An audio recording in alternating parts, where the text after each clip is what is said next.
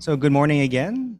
Today we're going to move to another phase of the short course, and we're going to give you more of the foundational math. Our lecturer today is Fred Sigworth, who is a professor of cellular and molecular physiology and of biomedical engineering and of the MB&B at Yale University. He has used single particle imaging in cryo-EM to obtain 3D structures of channels. Also, he's developed new computational and experimental methods for imaging membrane proteins and membranes. He is also a part of the transformative high-resolution cryo-EM program, one of our curriculum development partners, and he has a website known as Principles of Cryo-EM Structure Determination, where he hopes to further the understanding of principles and best practices in computational processing that leads to molecular structures. So, Fred, the floor is yours. Okay, well, thank you very much.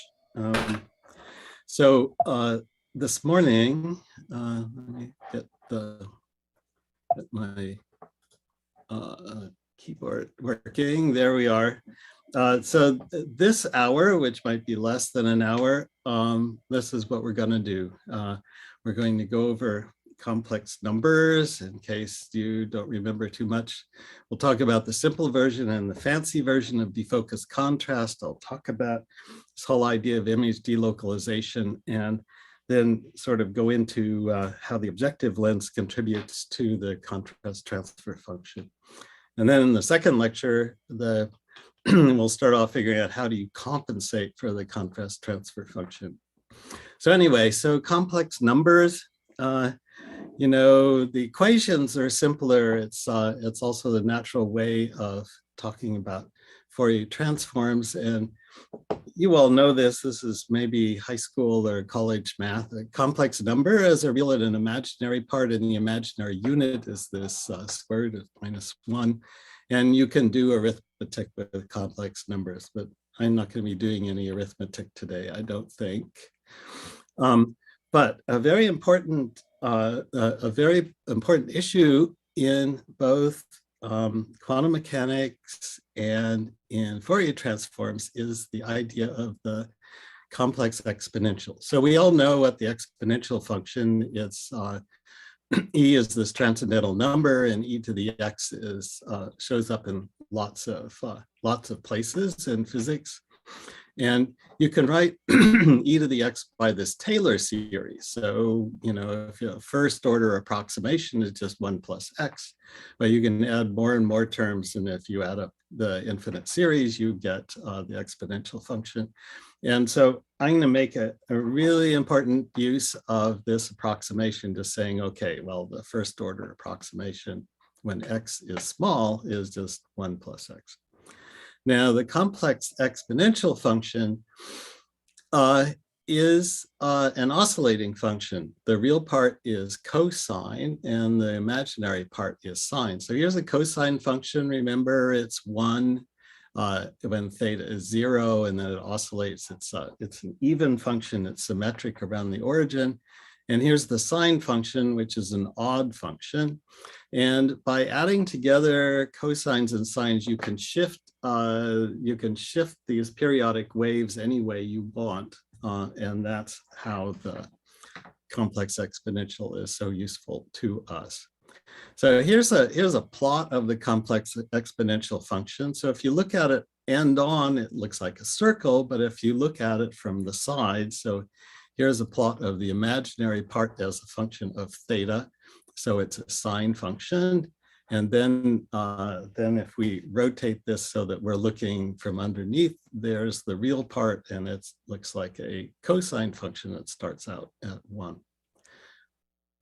So any complex number like this can also be represented in this form. So here, real and imaginary part here, r is the magnitude and theta is the phase. And so this e to the I theta gives you the phase part of a complex number. So here's what it looks like in the real imaginary plane. Here's our number. That's the radius, and that's the and that's the phase. And if you recall that the product of two exponentials is e to the sum of the exponents, you can do the same thing with phases. Okay, so that's all I want to say about complex numbers.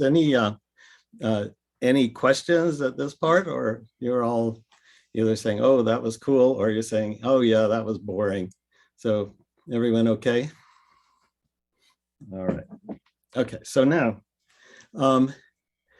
defocus contrast. So I have to say that, you know, there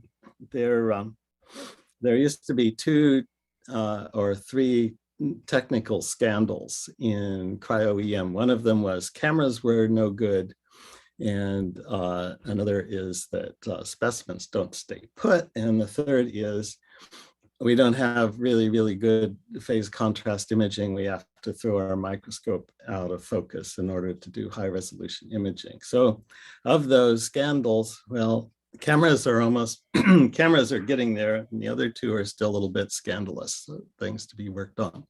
But anyway, people have made this crazy defocus contrast pretty usable. So of course, here is, this is a projection of a molecule, and here's what you would see as you accumulate noiseless images at various levels of defocus. And you can see that as you go up to higher and higher defocus, the image gets more and more distorted. There are more and more of these fringes that appear around the edge.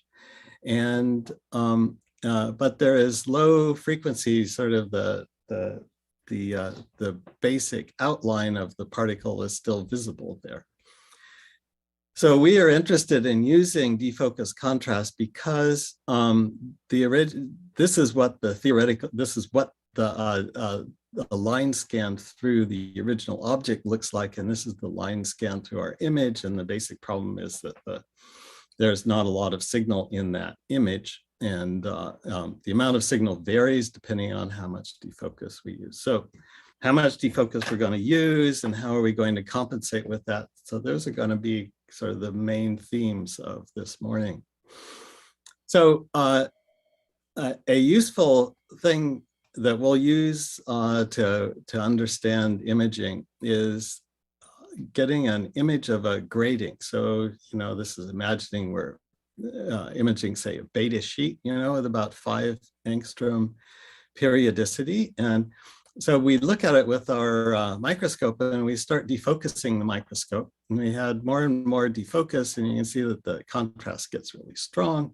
And then contrast disappears there in the middle, it flips. And meanwhile, on the outside, we have these delocalized parts of the image. So there's something complicated going on as we defocus the image of a grating. But the bad news here, and the reason why this is a scandal, is that at most only about half of the signal can be recovered. You can recover the original image pretty well by certain kinds of computational processing, but you only recover about half of the theoretical contrast. So the contrast varies with the amount of defocus the grating object produces diffracted waves, and the diffracted waves interfere, and that gives us contrast. So here's what it looks like. Here's my original grating, and this is the intensity, and we're going to look at the intensity as a function of z. So this is imagining we had kind of a cross section of the microscope, and we could look at the intensity of the electron waves starting at the specimen and looking below the specimen. And of course, what happens is that as we defocus, that is, as we look farther below the specimen, we get more contrast. And then there are these bands where there's no contrast at all. And the bad news is that I can't stop it. Sorry. The bad news is that right here at the specimen, at the object, there's essentially no contrast at all. Okay. So the way that this works is that a grating object produces diffracted waves. We're familiar with this. You have waves going off at angles theta, where theta is given by this. And in our case, in the electron microscope, theta is, these angles are really, really small. This is the electron wavelength divided by the amount of, divided by the spacing in my grating. And so this is like 0.02 angstrom divided by 5 angstroms. So this angle is really small. But what happens is that if we isolate just the diffracted waves, what we see is that as we move down away from the specimen, there is a phase shift in the diffracted waves. How does this come about? Well, let me back up here. The point is that there's the original unscattered wave that's blue here, and there are these two diffracted waves. And the diffracted wave is because it's propagating an angle, the path to get to a certain position below the specimen is a little bit longer than the path taken by the unscattered wave. And it's that tiny difference in path length that means that there's a relative phase difference between the diffracted waves and the undiffracted wave. So here's what it would really look like, but you can't see the colorful electron waves at all because the wavelength is tiny. But if we unwrap the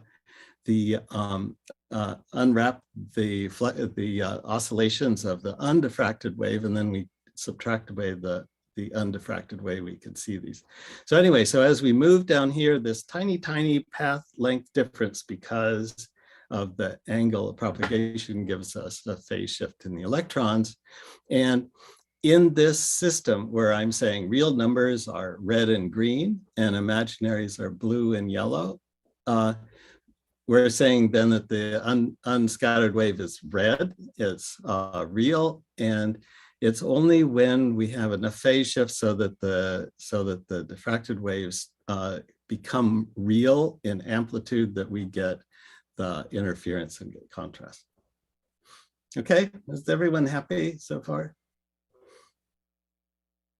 I really like being interrupted by questions. So if you can figure out a way to interrupt me, that would be super. Okay, question. So that's all there is to it. That's how you get defocus contrast. Yeah. Dr. Sigworth. Yeah. Could you hear me? Yes. So I had a question. You said that the high resolution signal delocalizes at higher defocus. Yeah. Why is this the case? And for that question as well, does low resolution signal delocalize as well, but just not as much? Okay, it was a couple slides back. Or if this slide helps. This slide helps pretty well. So here's what's happening. We defocus. That is, we actually focus the objective lens on some position pretty far away from the specimen. So look at the scale here. This is displacement in nanometers. So this is only 200 nanometers below the specimen, and you can already see delocalization happening in this case where you can see that one diffracted wave is kind of moved out from overlapping with the other one. And so these edges here are the beginning of delocalization. And the delocalization depends on spatial frequency. It's going to depend on the grating spacing. So if I had a very coarse grating, you know, let's say instead of 5 angstrom, maybe 20 angstrom periodicity, the angles of those diffracted waves would be much smaller. They would be going pretty much straight and you wouldn't get delocalization. But if we had a 1 angstrom grating, then these waves would be going at a really big angle and there'd be a huge amount of delocalization. I'll talk some more about that in detail later. Yeah. Thank you.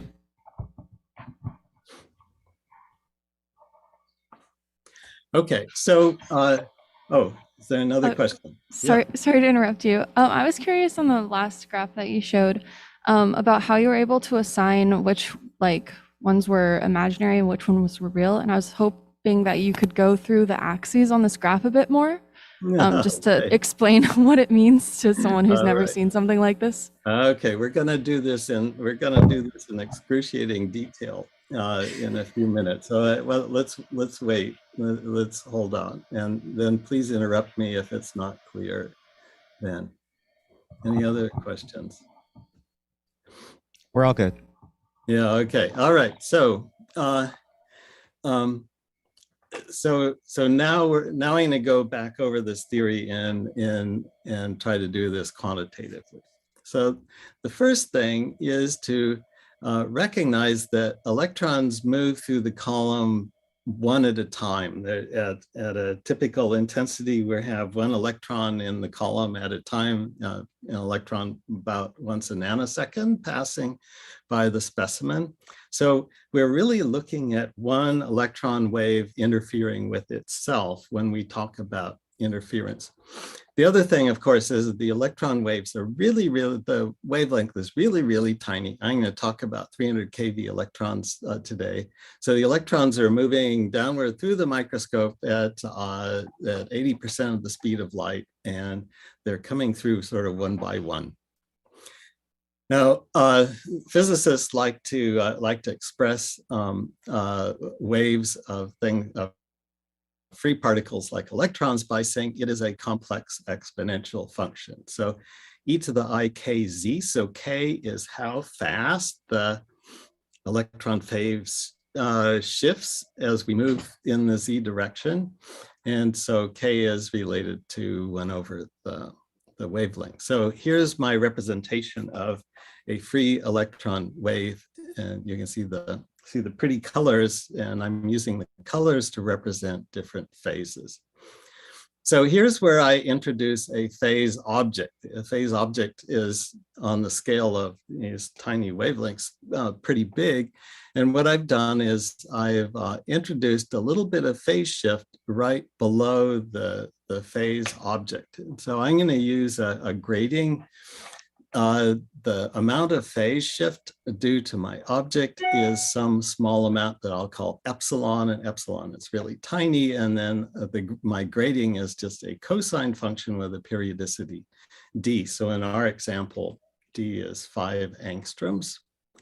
And the wave function right here, where z is equal to 0, is e to the I epsilon phi of x. That is, it's this tiny perturbation phase, epsilon, times the grating periodicity. And maybe you can see it better here where I just use a different color scheme. Now, the reason why I talked about the complex exponential before is that we're going to make this really important weak phase approximation. And what it says is, if we say that in here below the specimen, we have a variation in the electron phase, we can do the first order expansion of this complex exponential to get this. And this has a very nice physical meaning. This says the wave function here is pretty much the same as the original wave function, which we'll indicate by 1, plus an imaginary component, there's the I there, that is this, that's going to represent our actual signal. So this is the weak phase approximation, and it explains this funny phenomenon that says if you have some kind of scattering phenomenon going on, then at the point of scattering, the amplitude of the scattered waves has this imaginary amplitude. So here's this is what I talked about again. The beam intensity varies only once we're away from the specimen, and here's where we can then go and use Bragg's law and figure out the angles of these two diffracted waves. And so what we have is we have the original unscattered wave, remember, is our e to the ikz, and then we have these two scattered waves which take slightly different paths, and the paths here I indicate by cosine times z plus sine times x, so that's why s and c here. And I forgot to put a factor of I in front of each of these because these waves each have this imaginary amplitude. And this is just to say that you'll have to believe me when I say this once I properly put a factor of I here and a factor of I here, because it matches exactly what the grating does. Okay, let's see. I want to see. Oh, okay. Yes, I am going to go and talk about the colors. All right. So this is the actual wave function if we could compute the whole thing, but the wavelength is so short that you can't see the colors of the electron waves. So what I'm doing here is I'm unwrapping the electron wave function. What I do is that I say the real wave function is something called psi prime times e to the ikz. So if I take psi and I divide by e to the ikz, I get this. And this psi prime is really nice because it has this factor 1, and then these are the actually the correct expressions for the two diffracted waves. Okay, so now here's my little color wheel. And so this is the imaginary real plane. And what I'm going to do is I'm going to express a complex number as an intensity that tells me the radius, and a hue which tells me the phase. So for example, a pure real number looks red, a pure imaginary number looks blue, a pure negative real number looks cyan, and a pure negative real imaginary number looks yellow. And so this is now where those colors came from. Right up here at the beginning, right after passing through the specimen, I have, if you can see the colors clearly enough, I hope you can, we have just blue and yellow. That is, this is the wave function all is imaginary, and as we'll see in a minute, if you add a small imaginary number to a real number, that really does not change the magnitude of the number much at all, and that's why we don't get contrast right next to the specimen. Okay, is that a good enough explanation of the colors? Silence. Okay. All right. Okay. So this is actually how these phase shifts come about. Is we have this complex exponential that has this term. This is cosine of that tiny angle -1, and this Dr. Sigworth? Yeah. Mm-hmm. I think my question was more oriented towards how do you know that they start off as imaginary numbers? Because wouldn't you expect there to be a gradient between these lines going as you pass from a positive imaginary number to a negative one? Yeah. So let's see. Do you have enough resolution on your monitor that you can kind of see that these are alternating blue and yellow? Yes. Line? Yeah. Okay. So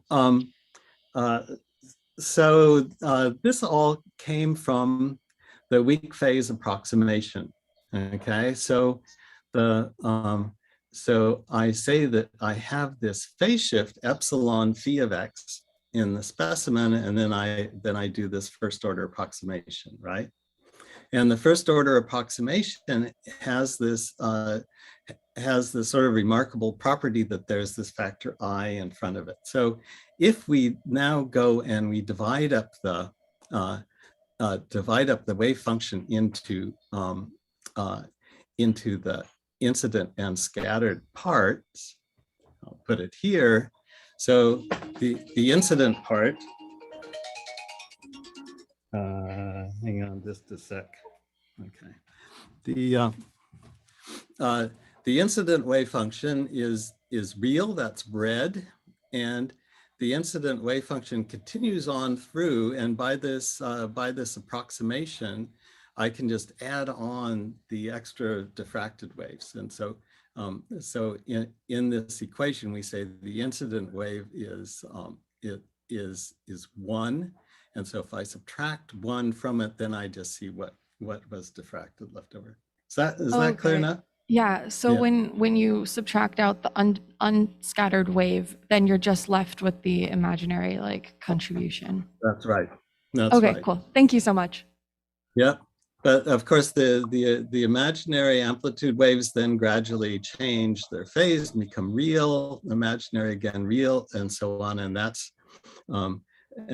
because the slight difference in path lengths, and the slight difference in path length shows up here. So this is e to the I k z, except it's c minus 1, and c is cosine of theta, and theta is already a really tiny angle, so cosine of theta is going to be really close to 1, and so we have only this very gradual change in phase. So we have the electron phase changing by a complete wavelength when we displace by here 1/4 of a micron. So it's really slowly varying phase shift in electron waves whose actual wavelength is really tiny.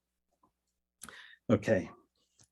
So yeah, so here's the little demonstration again, and you can see how the delocalization is already starting to happen here at a 1/4 of a micron defocus, 1/4 of a micron below the specimen. So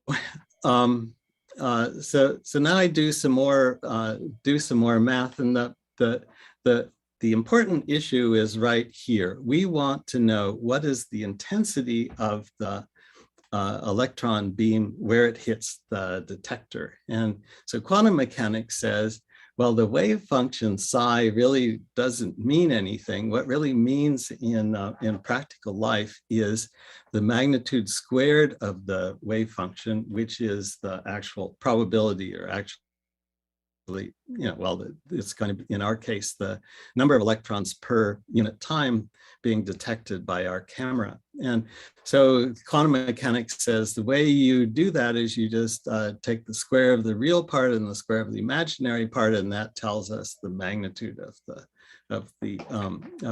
the wave function squared. And so if you go and work this out, you have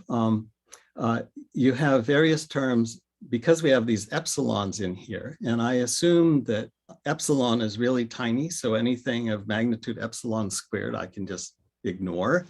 Then if I work it through, then there are the real part looks like this: 1 + 2 of sine of this fancy number, which is that fancy number, times my original signal, epsilon phi of x.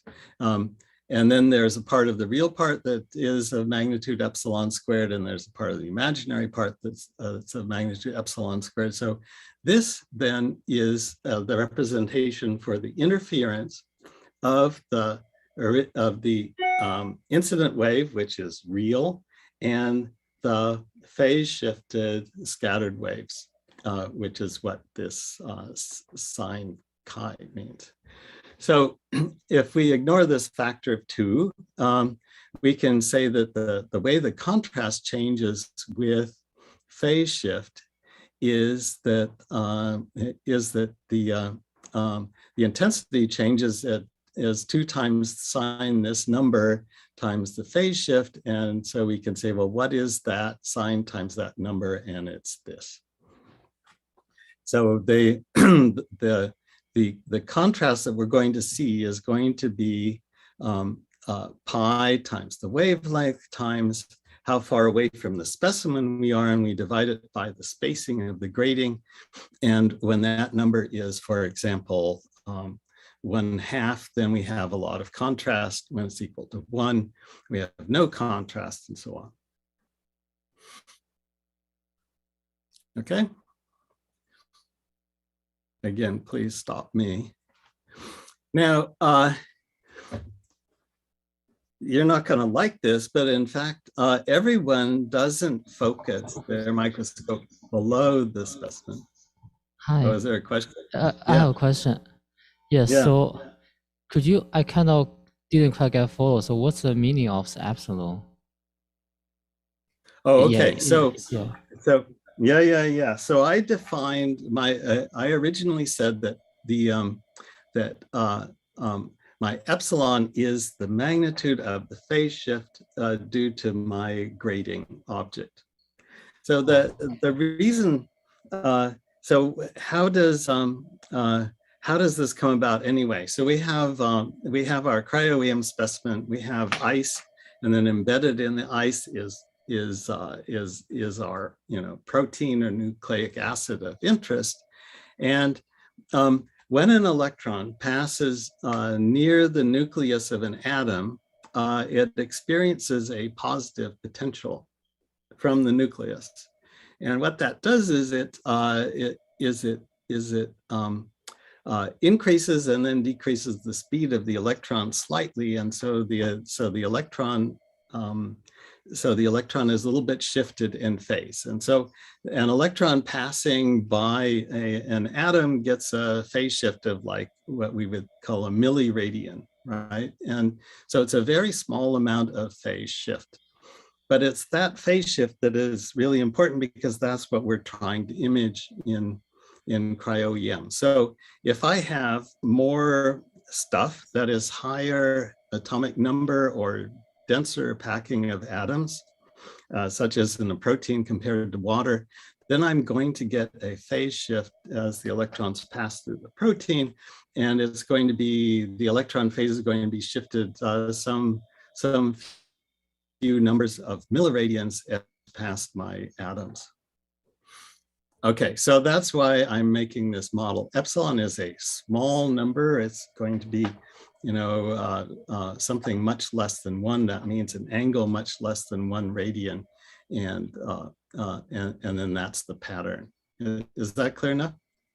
Yeah, just so CTS in this case is actually kind of describe your sample or something like that. Yeah, right. So I'm imagining the actual object is, in this case, it's really simple object, so I can actually calculate what's going on. That's just this grating. Yeah. Thanks. Yeah. We have another question. Yeah. Maybe you'll get to this, or maybe I'm just really slow. The D in there is the cross grading, the description of the cross grading, but with most biological specimens, you don't actually know, you don't have a regular cosine cross grading. That's right. So how do you deal with that? Yeah, that's right. So we'll see that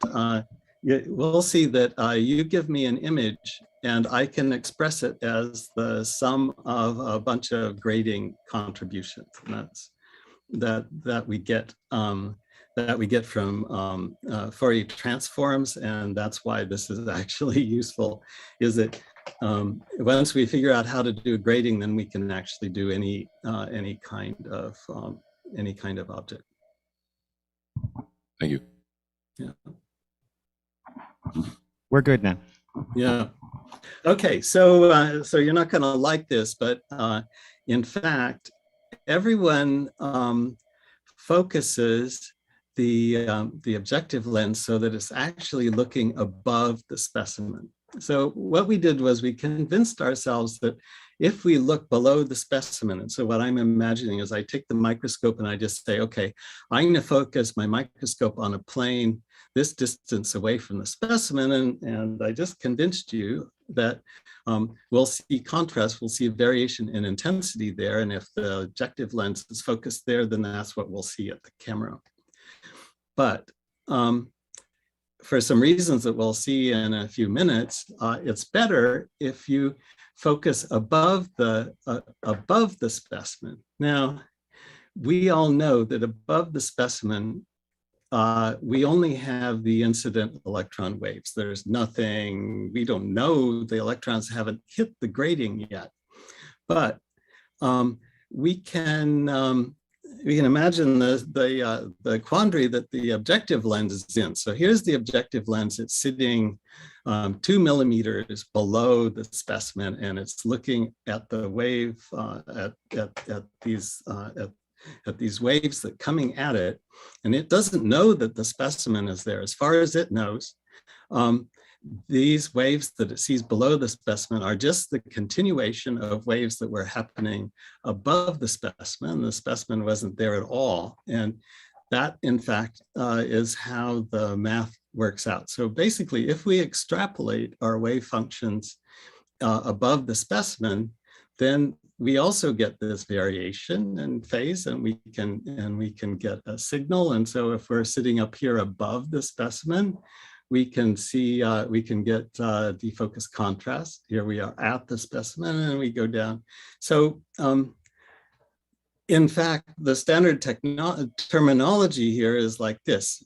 We talk about defocus values like, I took my data at 1 micron defocus. That really means that we are focused 1 micron above the specimen.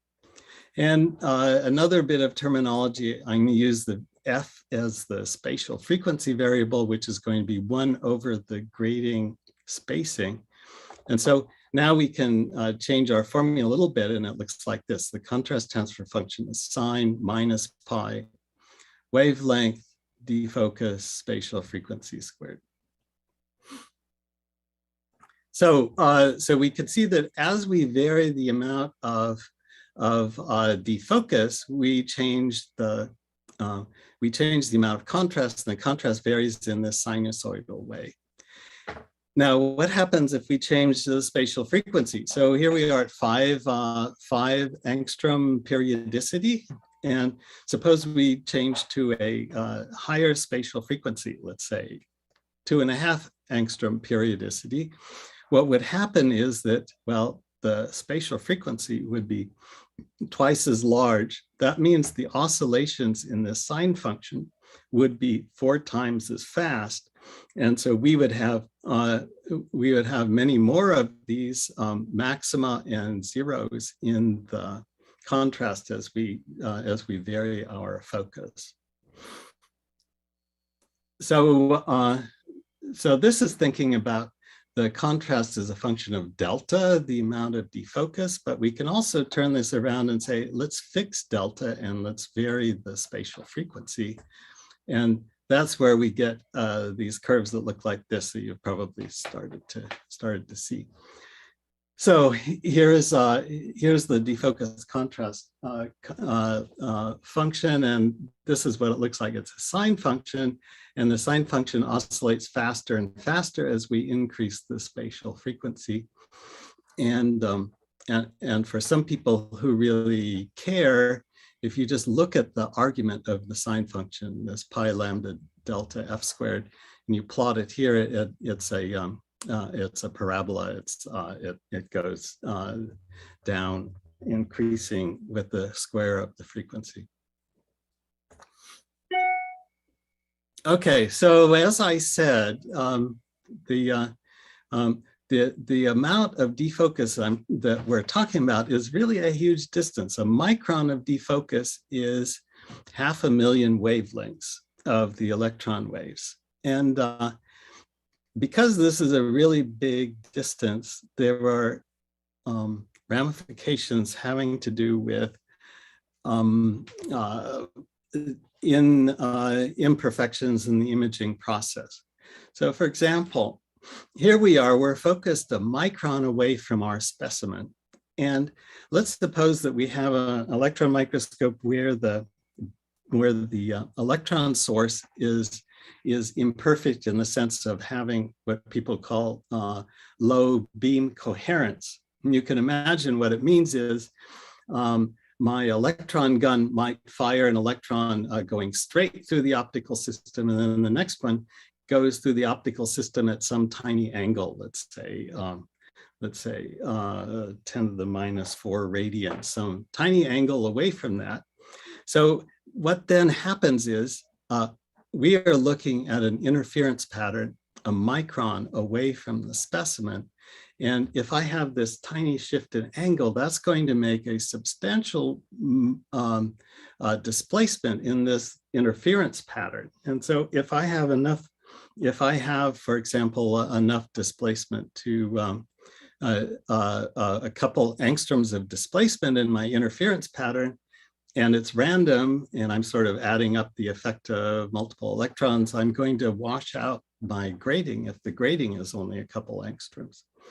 So that's why coherence is a big deal. That coherence in this case says every electron takes exactly the same path through the electron optical system, and if it doesn't, then because we are focused so far away from the specimen, that will wipe out the interference pattern.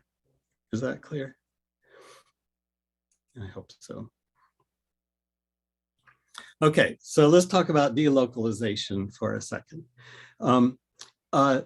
So if we now think about we're focused for this very long distance above the specimen, we can calculate how big the delocalization is, because we just work out what that theta is, that angle at which the diffracted waves are propagating, and we can work out then what is this displacement R. So that's the homework problem, but you're not doing homework, so we'll solve it here. So first, this is an image of our object, and this is the image at 3 microns defocus, and you can see there are all these fringes that are going way out here, almost 200 angstroms away from the object. And that's exactly what you see. So here we are at 3 microns. 3 microns is 30,000 angstroms. There's lambda. This is the frequency for a 3 angstrom resolution. And if you work out what that product is, that's 200 angstroms. So that says that if we wanted 3 angstrom resolution and we were at 3 micron defocus, then we need to include in the box that contains the particle, we have to include information up to 200 angstroms away from the object itself. Now, this is not as bad, of course, if we're interested in, if we only care about lower resolution, that is smaller values of F, or if we're working at lower values of defocus, that is lower values of delta. Spherical aberration is going to change this calculation, but this gives it a good starting point. So that's why particle boxes ought to be big, and you ought to calculate how big your box should be in view of your imaging conditions. Okay, so we've got an expression for the contrast transfer function, but there are things that happen in the electron optical system that change things. So we aren't really, we're not that concerned about what's happening at the specimen. What we really care about is what's happening at the camera. And so here is what the usual defocus can be considered. One way of thinking about it is to say, well, we're focused somewhere above the specimen, but another way is to say, well, we take the wave fronts there right at the level of the specimen, and then we know that a magnifying optical system like this, it reproduces the wave fronts. They're going to be spread out vertically, and they're going to be bigger horizontally, but the same wave fronts are reproduced here at the so-called conjugate plane of the specimen. And because we've done under focus, that is, we have reduced the strength of the magnetic field in the objective lens, that all comes to a focus down here below the camera's plane. So the camera here is looking at the configuration of electron waves that otherwise are happening just above the specimen here.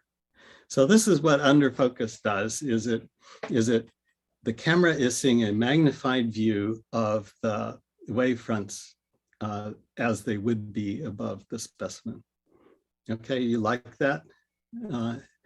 Any questions about this tricky business? Yes. Could you go to the previous slide about the box size optimal to? No. Yeah, this one. Mhm. So you are mentioning, like, for example, a 100 box size, you need a 200, like 100 diameter particle. You need at least 200 box size to recover the dispersion, to recover the whole CTF function.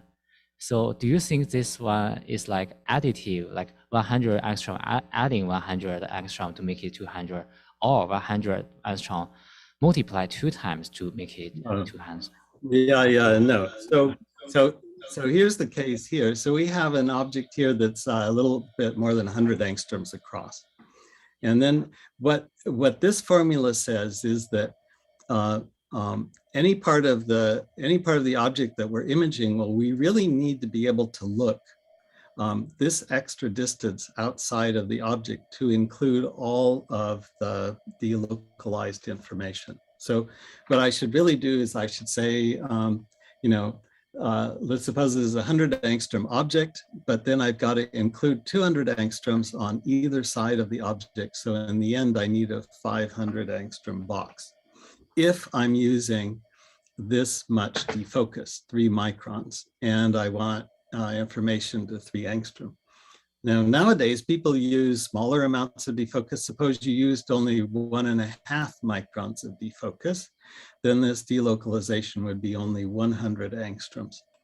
So this becomes really important when you're looking at small particles. You need to have the box considerably bigger than the particle, especially if you're using a high defocus.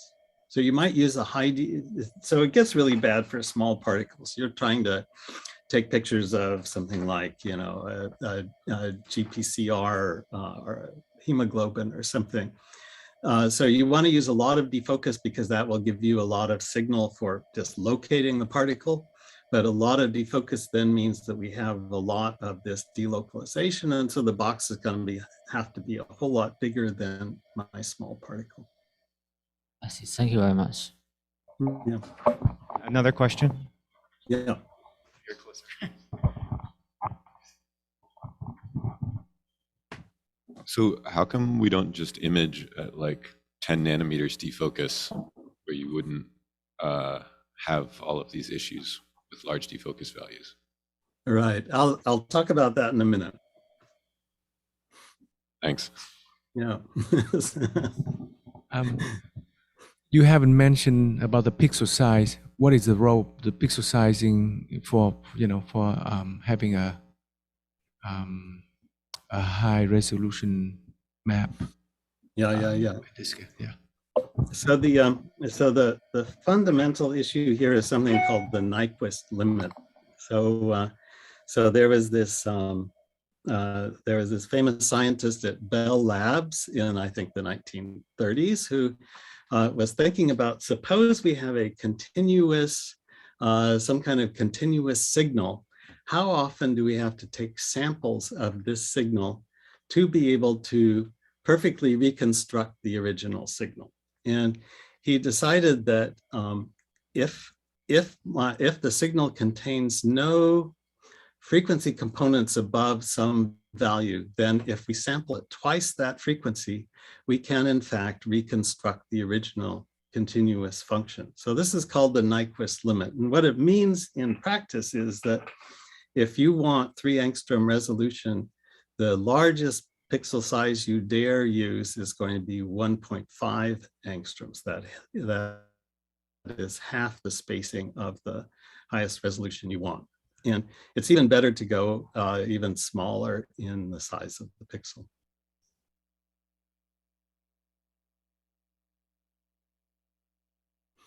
So in this case, I'm saying, well, a good box size is going to be 500 angstroms, and a good pixel size, the pixel size should at the largest be 1.5 angstroms. So the size of the box would then have to be 500 divided by 1.5, whatever that is, 120, 150 150 pixels. But maybe you want to use 1 angstrom pixel size, and so this would be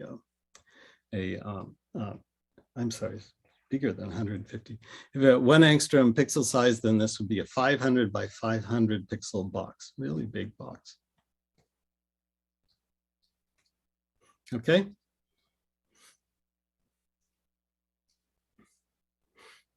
All right, so we're thinking about what the objective lens does, and an important thing that happens is that objective lenses are pretty bad, and they have various aberrations, and the sort of first aberration that one comes to is something called spherical aberration. There's nothing spherical about the lens and electron microscope, but what it means, in fact, is that if you have, let's think about gratings again, and if we decrease the spacing of our grating, that is, we're looking at a higher spatial frequency, these waves are going to come out at a larger angle, and a lens with spherical aberration is going to focus these high angle rays more steeply than the low angle rays. So at high spatial frequency, the image is going to occur at a different position than the image at low frequencies. And one way of thinking about that is to say, well, it's as if the defocus changed by this quantity, and this quantity depends on the spatial frequency f. So, so the way that this turns out is that the contrast transfer function is now this defocus part that I was just talking about, and added onto it is this special term, and that is supposed to be a plus sign, or down here, this is it. Oh no, that's a minus sign. That's okay. So this is now what the contrast transfer function looks like. This is our defocus term, and this is an extra part that comes from this, in effect, extra defocus from the aberration in the lens. The typical value of this spherical aberration coefficient is about 2 millimeters, and so if you go and work through all these horrendous quantities, you see that it becomes important at about 4 angstrom resolution. And then there's another thing having to do with the imaging in the microscope, which is that when an electron passes really near an atomic nucleus, we can sort of say, well, okay, the electron is going to experience a very, very strong positive charge, and it'll get deflected a lot as it passes by. And high angle scattered electrons actually don't make it through the microscope at all because they're caught by the objective aperture. And that means that if we have more stuff, especially if we have more high atomic number atoms in our specimen, we will get fewer electrons making it to the camera just from this so-called amplitude contrast phenomenon. So this is the contrast transfer function as we talked about before, with this argument of the sine function being just this nice frequency squared term. And then if we add in all of the other stuff, and all the other stuff is now the spherical aberration and this little correction for electrons that are lost in the imaging process, we see that the contrast transfer function is looking a little different. First, we start off with a little bit of negative contrast. That means when there's more stuff in the electron beam, the image at the camera is darker. And then we have our defocus contrast giving us negative and then positive and then negative contrast. And then after a while, this spherical aberration term comes in. And this term, notice, is opposite in sign from the defocus contrast. So it opposes it. And so what it means is the oscillations actually stop and reverse at some high resolution, in this case around 2 angstrom resolution. So this is now sort of the fancy contrast transfer function as we typically use it. let's see, what else was I going to say? Okay, so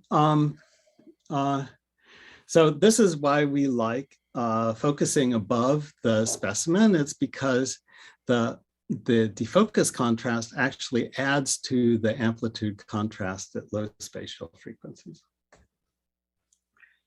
Now, people working in material science say, well, you know what, we could really do quite good imaging if we defocus just a tiny bit, like 80 nanometers, because then we could get a contrast transfer function that is pretty much flat. That is, we have very slow oscillations from the defocus, and then it only starts oscillating when the CS term picks up. And this is called Schertzer defocus, and it's really great. And if you're looking at negative stain specimen, you might want to do that. But it turns out that the fact that the low spatial frequencies give you really low contrast is a bummer. You cannot see your particles very well. And you'll see the difference in a moment. What's a phase plate? Okay, so this is again the path of scattered electrons going from the specimen to the camera. Behind the objective lens, there is something called the diffraction plane, which is where the incident beam gets focused down to a point, and the diffracted beams also get focused down to points if the specimen is grating. And the idea of the phase plate is what we do is we introduce a device that shifts the phase by 90 degrees of the incident electron beam.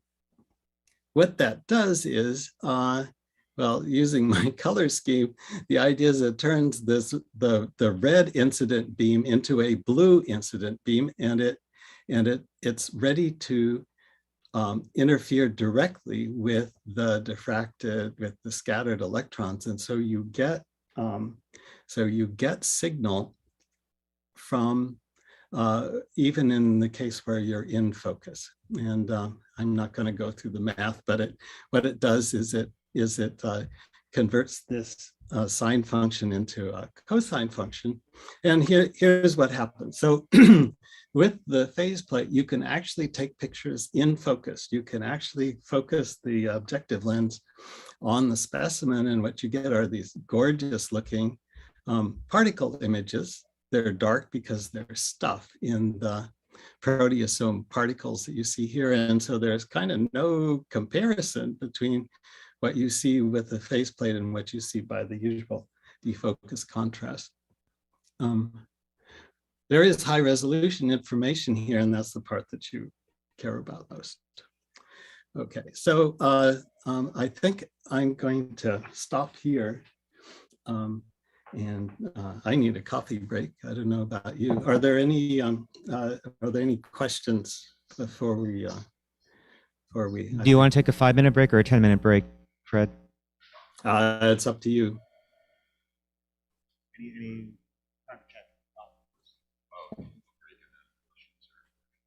Okay, so we'll go for a break, but we'll have one question as everyone breaks for 10 minutes. Great. Yeah. Hi, Dr. Sigworth. Are there efforts being made to lower the spherical aberration? And if so, what parts of the hardware would be adjusted to lower that value? Right. So basically, you have to make an objective lens where it doesn't do this extra high bending of the high angle electrons. So there are devices called CS correctors, and they cost about $1 million, and they add quite a bit to the height of the microscope column. And so it is possible to make almost perfectly corrected objective lenses. And there are some advantages, but they're not all advantages. One of the points here is that the CS can be your friend.